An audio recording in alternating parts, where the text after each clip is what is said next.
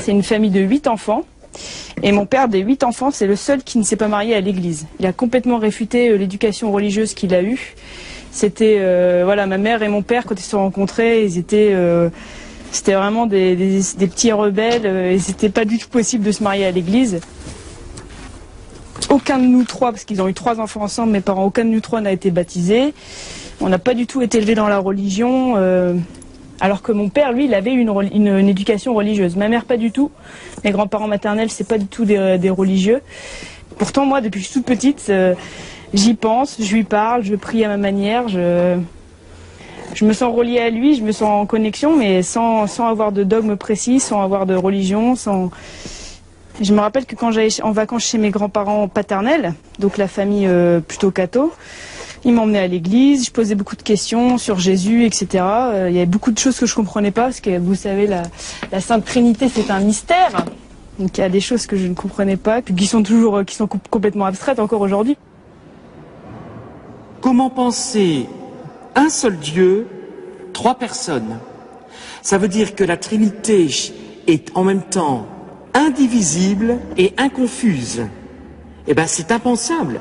Indivisible, c'est-à-dire que lorsque le Christ est mort sur la croix, il y avait le Père et l'Esprit Saint. Et en même temps, comment dire, c'est un seul Dieu, 3 personnes, et saint Augustin lui dit très bien, le Père n'est pas le Fils n'est pas le Père, l'Esprit Saint n'est pas le Père. Enfin, on peut comme ça combiner les 3 personnes divines. Et il est bien évident que quand je dis ça, c'est ça qui est compliqué. Je ne crois pas au trithéisme. Trithéisme, c'est croire en 3 dieux. Le Père, le Fils et le Saint-Esprit. Et je ne crois pas non plus au monadisme. Le monadisme, c'est dire, oh, le Père, le Fils et l'Esprit Saint, c'est la même chose. On change. Voilà. Mais, rationnellement parlant, ben c'est pas possible de comprendre, quoi. On ne peut pas maîtriser. Et ça, je l'avoue. Donc en fait, c'est pas que je refusais Dieu, je refusais la religion, mais pas Dieu.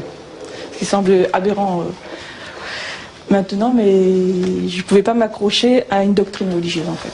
Ce qui m'a aussi choqué, voilà, j'ai une petite sœur qui est décédée à l'âge de 25 ans. J'étais présente quand ça s'est arrivé et ma mère voulait absolument que le prêtre vienne parce que c'est la tradition, il fallait que le prêtre vienne pour bénir le corps. Je suis allée jusqu'au séminaire, aller à côté de l'église. Et quand j'ai sonné, bon, au bout d'une demi-heure, le prêtre est enfin descendu. C'était l'heure du repas, je veux bien que c'était le soir. Mais quand je lui ai dit pourquoi je venais, il m'a répondu qu'il n'y avait pas urgence. C'est vrai qu'il n'allait pas faire de miracle, il était décédé. Et l'extrême onction, c'était terminé, c'était une mort brutale, donc pas de problème. Mais le problème, c'est le fait qu'il n'y avait pas urgence parce que elle était décédée. Il y avait urgence peut-être pas pour ma soeur, il y avait urgence pour ma mère. En fait, je crois que c'est le clergé qui m'a un peu rebuté. Donc après, ne connaissant pas du tout l'islam réellement, c'est petit à petit, en fait, à côtoyer en faculté des personnes d'origine, des confessions musulmanes qui m'a poussé par curiosité, en fait. J'ai essayé de comprendre pour le comment de la chose. Alors moi je suis d'origine italienne, mes 2 parents sont italiens de la vallée d'Aos, c'est la Savoie italienne. Et ils m'ont transmis la foi du charbonnier, leur catholicisme romain, et auquel j'ai adhéré jusqu'à l'âge de 28 ans. Et à l'âge de 28 ans, je me suis converti à l'islam. Pourquoi? Parce que depuis que j'étais gamin, j'avais toujours le sentiment qu'il y avait quelque chose de commun dans les différentes religions. Et à l'âge de 28 ans, je me suis intéressé, j'ai voulu étudier à l'université les différentes religions et j'ai accroché très vite sur l'islam, en l'espace de quelques cours d'islamologie. J'ai décidé de me convertir à l'islam, à la fois parce que j'y ai trouvé nourriture pour le cœur et la raison, pour aller un peu vite, mais aussi parce que je n'ai pas vu de rupture avec ma religion précédente. Pour moi, je considère que l'islam est la suite du judaïsme et du christianisme. Et donc, à partir de là, j'ai rajouté un étage à ma fusée religieuse, mais sans pour autant renier ce que j'étais avant. Sur ma carte d'identité, j'ai 2 prénoms. Je veux dire, si ça pose problème à des gens de m'appeler David, ils peuvent m'appeler Mehdi, ça ne me pose aucun problème, ça pose des problèmes aux autres. Voilà, moi, personnellement, que je m'appelle David ou Mehdi ou Jean-Claude ou Brian, je serai toujours musulman et c'est pas le prénom qui fait la religion, en fait. L'islam, je l'ai rencontré lors d'un voyage en Afrique. que je préparais depuis ma plus tendre adolescence. Ma mère, elle m'a dit que j'ai commencé à en parler, je devais avoir 13-14 ans, arrivé au collège. Donc juste après le lycée, j'ai travaillé un truc du genre 6 mois pour me faire de l'argent. Et après, je suis partie vivre en Afrique un petit peu plus d'1 an. Donc je suis arrivée en Afrique au Sénégal. Quand tu entends des lectures du Coran, même si tu ne comprends rien, tu ressens quelque chose de très fort. Et moi, c'est ça en fait qui m'a fait comprendre que je comprenais rien. J'entendais juste des mots, des sons, mais j'avais envie de pleurer. Il y avait quelque chose de fort qui me submergeait, quoi.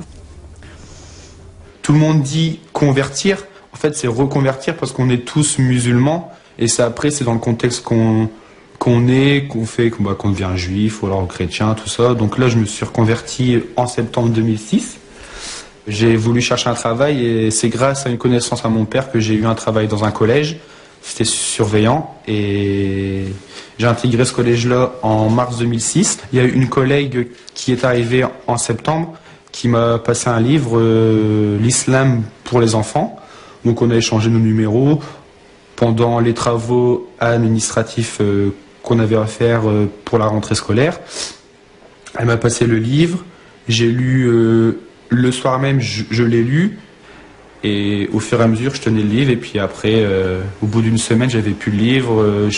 C'était toujours les mêmes sourates. Mais au début, je pense que tout le monde a commencé avec les mêmes sourates. Et donc voilà.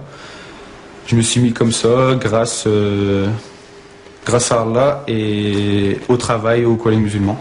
Les gens qui se convertissent à l'islam racontent des histoires extrêmement variées. Il y a des gens qui sont allés faire du tourisme au Maroc et ont entendu l'appel à la prière et ont été subjugués par ça et ils se sont convertis.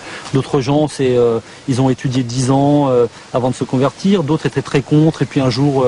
Bon, en tout cas, ce qui est sûr, c'est qu'aujourd'hui, il y a forcément beaucoup de conversions parce que à la fois, il y a le phénomène de médiatisation négative sur l'islam. C'est pas une vérité sociologique du tout, mais il se trouve que chaque fois qu'il y a un moment de cristallisation, de stigmatisation, de diabolisation de l'islam au niveau des médias, c'est suivi quasi instantanément de conversion à l'islam. C'est toujours les mêmes questions.